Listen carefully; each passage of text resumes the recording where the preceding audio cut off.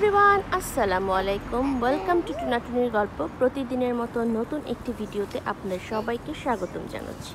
আজকের ভিডিওতে আমি আপনাদের সাথে ওয়েলসের একটা ট্রেডিশনাল খাবার শেয়ার করব, যেটার নাম হচ্ছে ওয়েলস রেয়ারবিট বা আর একটা নাম হচ্ছে ওয়েলস র্যাবিট। সো আসলে ওয়েলস রেয়ারবিট আর র্যাবিটের মধ্যে পার্থক্য কি? অনেক আগে যেহেতু একটা খাবার, এটা একটা এনশিয়েন্ট খাবার। তো অ্যানশিয়েন্ট খাবার বলছি এই জন্য, যেমন ধরেন যে আমাদের নানি দাদিরা যে ধরনের খাবার দাবার খেত বা তাদের সময় যে ট্রেডিশনাল পিঠাগুলো ছিল, অনেক সময় আছে যে আমরা নিউ জেনারেশন সেই জিনিসটাকে পছন্দ করি না। সো এই খাবারটাও ঠিক সেরকম একটা খাবার যে খুব কম রেস্টুরেন্টে এই জিনিসটা পাওয়া যায়। এইটার যে অথেন্টিক রেসিপি, এটা পাওয়া একটু ডিফিকাল্ট, কারণ ম্যাক্সিমাম রেস্টুরেন্টে এটাকে প্রায় চিজ টোস্টের মতো বানিয়ে ফেলেছে। আর একটা কথা বলে রাখি, যদি কেউ আসলে কোনো রেস্টুরেন্ট থেকে এটা ট্রাই করে থাকেন, তাহলে এটা কিন্তু আসলে হালাল না, কারণ এটার সসটাকে মানে একটু লাইট করার জন্য ওরা বেয়ার ব্যবহার করে। তাছাড়া ওরা যখন সার্ভ করে তখন ওইটার টপিং হিসেবে বেয়ার দিয়ে থাকে। সো আমি চিন্তা করলাম যে হ্যাঁ, আসলে তাহলে এটার হালাল ভার্সন কি হতে পারে, যাতে আমার বাংলাদেশের মানুষগুলো বা মুসলিম যারা আছে তারা খেতে পারবে। সো আমার টার্গেট ছিল একদম চিপেস্ট প্রাইসে কিভাবে মানে শপিং করলে আপনি এটা বানাতে পারবেন, কতটা চিপ প্রাইসে আপনি এটাকে বাসায় বানাতে পারবেন, সেটার জন্য এই ভিডিও। আমি গ্রোসারি শপিংগুলো আপনাদের সাথে শেয়ার করব এবং এদের প্রাইসগুলো শেয়ার করব। এই খাবারটির নাম ওয়েলস রেয়ারবিট হলেও আগে এই খাবারটির নাম ছিল ওয়েলস র্যাবিট। এই নামটা আসলে কেন চেঞ্জ হলো এটা আসলে আননোন একদমই। তো এই টোস্টটা বানানোর জন্য প্রথমেই যেটা লাগবে একটা ভালো মানের ব্রেড। আচ্ছা, এখন ব্রেড সিলেকশন কীরকম করতে হবে? একটু পুরো টাইপের ব্রেড করতে হবে, যেহেতু এই ব্রেডটা দুইবার বেক হবে, সেহেতু পাতলা টাইপের ব্রেড নিলে যেটা হবে অনেক বেশি শক্ত হয়ে যাবে বা পুড়ে যাবে। তো সেই ক্ষেত্রে একটু মোটা টাইপের ব্রেড নিতে হবে। যে কোনো গ্রোসারি শপেই আপনি এই ব্লুমার টাইপের দুই ধরনের ব্রেড পাওয়া যায়, একটা হচ্ছে ফ্রেশলি মেড আর একটা হচ্ছে যে এরকম প্যাক করা থাকে। সো তো যেহেতু প্যাক করাটার দাম ছিল £1.39, সো আমি এটাকেই চুজ করেছি, যেহেতু আমি চিপেস্ট প্রাইসে সব কিছু তৈরি করব। আর যদি ফ্রেশলি আপনি নিতে চান তাহলে লিডলে হচ্ছে £1.99 আপনাকে দিতে হতো। সো এটার প্রাইস ছিল £1.39। এরপরে যেটা খুবই মেন ইনগ্রিডিয়েন্ট সেটা হচ্ছে চেডার চিজ। এখন এখানে অনেক ধরনের চেডার চিজ থাকে, যে মাইল্ড, এটা যেমন নিয়েছি মাইল্ড, তারপর অনেকটা থাকে ম্যাচিওর।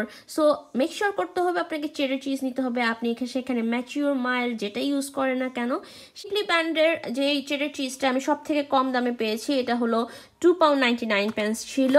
সো এখানে প্রায় 500 গ্রামের মতো চেডার চিজ আছে। তারপরে যেটা আমি নিয়েছি সেটা হচ্ছে বাটার।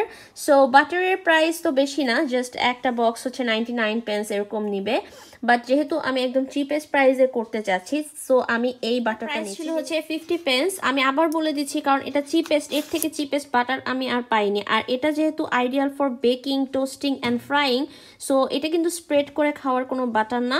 সো সেই ক্ষেত্রে আপনারা এটা চয়েস করতে পারেন। আর এখানে আছে অল পারপাস ফ্লাওয়ার।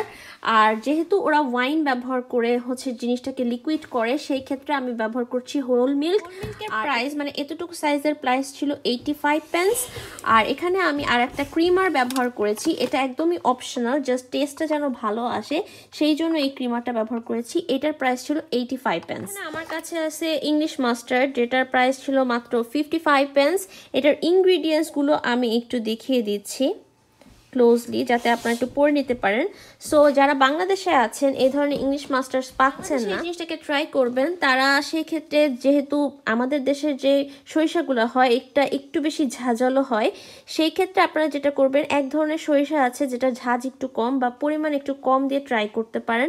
মানে এটা ম্যান্ডেটরি না যে আপনাকে এই ধরনের ক্যান বা এই ধরনের মাস্টার্ডই ব্যবহার করতে হবে, এরকম না। ওয়েস্টেশার সস। সো আমার প্রোনাউন্সিয়েশন যদি ভুল হয়ে থাকে তাহলে আমি সো সরি, বিকজ ব্রিটিশ প্রোনাউন্সিয়েশনটা মানে অনেক বেশি কঠিন। তো এই চেষ্টা করবেন, তারা হয়তো এই সসটা পাবেন না, তার অল্টারনেটিভ হিসেবে আমরা ওয়েস্টার সস ব্যবহার করতে পারি। এখানে দেখেন লেখা great on cheese on toast. So এই স্পেশাল রেসিপিটার জন্যই এই সসটা আসলে তৈরি করা। তো এইটার দাম ছিল মাত্র 95। সো এবার চলেন আমরা চলে যাই মূল রান্নায়। গ্রোসারি শপিং এখানে ছিল 8 পাউন্ডের। প্রথমে আমি একটি প্যানে পর্যাপ্ত পরিমাণ বাটার নিয়ে নেব। বাটারের পরিমাণটা একটু বেশি দিতে হবে, না হলে কিন্তু সসটা নিচে লেগে যাওয়ার সম্ভাবনা আছে। বাটার যখন পুরোপুরি মেল্ট হয়ে যাবে এই পর্যায়ে আমরা অল পারপাস ফ্লাওয়ার দিয়ে দেব এবং দিয়ে কিন্তু কনস্ট্যান্টলি নাড়তে হবে, না হলে লাম্পস হয়ে যাওয়ার চান্সেস আছে।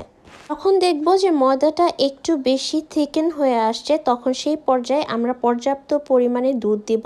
আমার কিন্তু এই পুরো দুধটাই স্টেপ বাই স্টেপ লেগেছে। এই যে পর্যায়ে আসলে সাধারণত ওরা ওয়াইন ব্যবহার করে বা বিয়ার ব্যবহার করে, তো আমি যেহেতু হালাল ভার্সনে করছি তাই আমি এখানে মিল্ক ব্যবহার করছি। এখন আমি ফ্লেভারের জন্য সামান্য গোলমরিচের গুঁড়া দিয়ে দিচ্ছি এবং দিচ্ছি ইংলিশ মাস্টার্ড। ইংলিশ মাস্টার্ডের পরিমাণটা হবে আপনার মন মতো, মানে যতটা আপনি ঝাল খেতে চান ঠিক ততটাই আপনি মাস্টার্ড অ্যাড করবেন, এতে ফ্লেভারটা ভালো হবে। যখনই দেখবেন যে এই সসটা একটু বেশি গাঢ় হয়ে যাচ্ছে সেই পর্যায়ে দুধ অ্যাড করতে থাকবেন, এতে করে থিকনেসটা সুন্দর থাকবে। আর এই পর্যায়ে আমি পর্যাপ্ত পরিমাণে সস দিয়ে দিচ্ছি। একটা কথা বলে রাখা ভালো, এই মিক্সচারে ওরা কিন্তু কখনোই কোনো সল্ট ব্যবহার করে না, কারণ সসে পর্যাপ্ত পরিমাণ সল্ট থাকে। আর আপনার ইচ্ছা মতো আপনি চেডার চিজ ইউজ করতে পারেন, যতটা ইচ্ছা ততটা, যত বেশি চিজ তত বেশি মজা। আর আমি এই পর্যায়ে কিন্তু ক্রিমারটাও অ্যাড করে দিচ্ছি। আর চুলার আঁচটা কিন্তু এই পর্যায়ে একেবারে কমিয়ে দিতে হবে। সসটা কিন্তু রেডি হয়ে গেছে। সসটার থিকনেসটা আমি একটু দেখিয়ে দিচ্ছি। এটা প্রতিবার আসলে তৈরি করা দরকার নাই, এটা আপনি তৈরি করে অনেক দিন ফ্রিজে রাখতে পারবেন।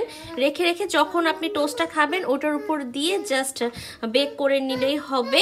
তো রেস্টুরেন্টগুলোতে আসলে সসটা এরকম বানানোই থাকে, ওরা জাস্ট উপরে যখন সার্ভ করে এটা দিয়ে জাস্ট বেক করে দেয়। এবার আমি একটু রুটিটা প্রিপেয়ার করবো, একটু দেখাই। এটা আমি টোস্টারে টোস্ট করে নিতে পারতাম, কিন্তু অথেন্টিক রেসিপি অনুযায়ী এটাকে টোস্টারে টোস্ট করা যাবে না। এটা আমি এখন গ্রিল অপশনে দিয়ে দিব আমার ইলেকট্রিক ওভেনে। তাতে করে হবে কি, উপরের জায়গাটা টোস্ট হবে, এই পাশটা টোস্ট হবে না। যেই পাশটা টোস্ট হবে না সেই পাশটাতেই আমরা সসটা দিয়ে আবার বেক করব। সো যাদের কাছে হচ্ছে গ্রিলার বা এই কোনো অপশন নেই, তারা যেটা করবেন যে চুলায় জাস্ট তাওয়াতে একটু সেকে নেবেন এক পাশ, আর আর এক পাশে জাস্ট একটু ক্রিমটা লাগিয়ে, মানে অর্থাৎ সসটা লাগিয়ে ওটাকে একটু ইলেকট্রিক ওভেনে বেক করে নেবেন। সো আমি এখন এটাকে একটু গ্রিল করতে দেব। এক পাশ টোস্ট করে নেওয়ার পরে এরপরে আমি যেটা করলাম, সসটা উপরে দিয়ে দিয়েছি। এবার ওভেনে আবার একটু কিছুক্ষণের জন্য বেক করব। উপরে জায়গাটা একটু মানে পোড়া পোড়া হবে আর কি চিজটা, এটাই খেতে মজা লাগবে। হয়ে গেল আমার ওয়েলস রেয়ার বিট বা ওয়েলস র্যাবিট। এখন এটাকে সার্ভ করার পালা। এটাকে সার্ভ করতে হলে এটার উপর আরেকটু সস দিতে হবে এবং এটা একটা স্পেশাল ওয়ে আছে, সেটাও দেখিয়ে দিই। এটা সার্ভ করার একটা স্পেশাল ওয়ে হচ্ছে, আচ্ছা মাহি পাগল হয়ে গেছে খাওয়ার জন্য। এই যে এটাকে জাস্ট একটু এরকম করে দিতে হবে,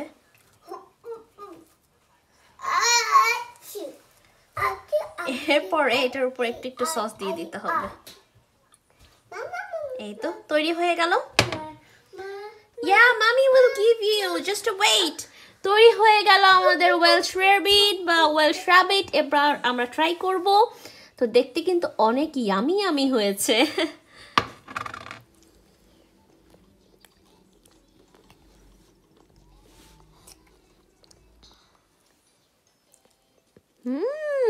ইয়ামি ইয়ামি, মজা লেগেছে। সো আজকের ভিডিওটি এই পর্যন্তই। আশা করি আমার রেসিপিটি ভালো লেগেছে।